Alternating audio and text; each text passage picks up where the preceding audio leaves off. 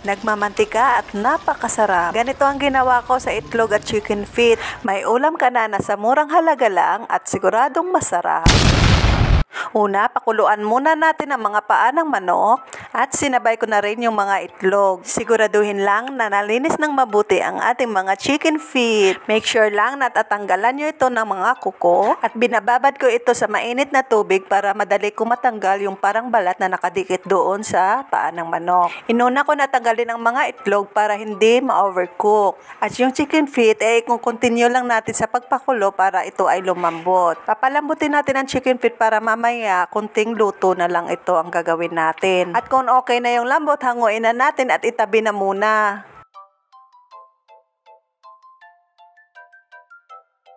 Maglagay lang ng kaunting mantika sa kawali at iprito lang ng bahagya ang mga patatas.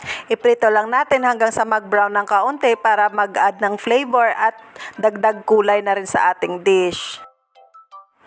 At next naman, itong mga paa ng manok at itlog. Papasadahan lang natin ng kaunti sa mantika para magkakulay lang at dagdag flavor na din. Same pa na pinaprituhan natin, dyan na rin tayo magigisa. Una ko na ito igisa ang luya para pantanggal ng lansa at next naman itong bawang. Mas maigi na dito na tayo magisa dahil dagdag flavor naman yung mga pinagprito dito kanina. Next na itong ating sibuyas. At kung okay na ang ating sibuyas, ilagay na natin ang ating chicken feet at ang ating itlog.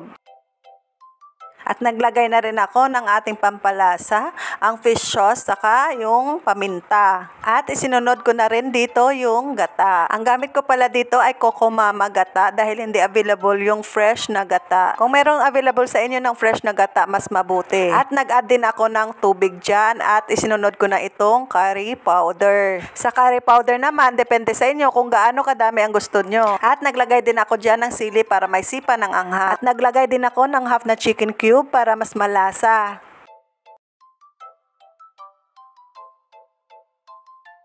Kapag nakaunang kulo na, ilalagay na natin ang ating mga patatas. Halo-haloin lang at takpan ito hanggang sa maluto.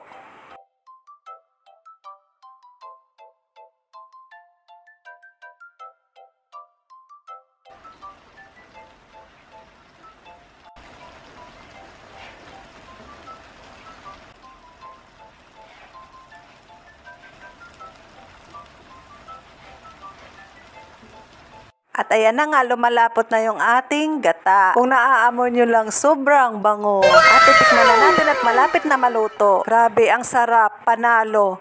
Perfect talaga ang combination na to. Gata, itlog, patatas, chicken feet.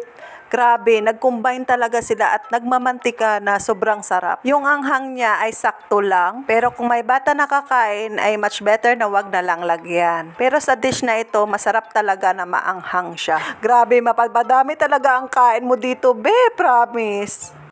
At pwede na ilagay ang dahon ng sili. Sarap talaga ang chicken feet kahit anong luto yung gagawin mo dito. Alam nyo ba na yung chicken feet according kay Lulu Google, ay napaka-rich daw nito sa collagen. Maganda ito pag ikaw ay umiinda na dyan ng mga joint health dyan. Ito ay nakaka-help para i-reduce yung joint pain at may pa-protein din siya. O san ka pa? Kaya ihanda na yung kanin at maghukad na. Kaon na ta. Amo lang na, tapos na.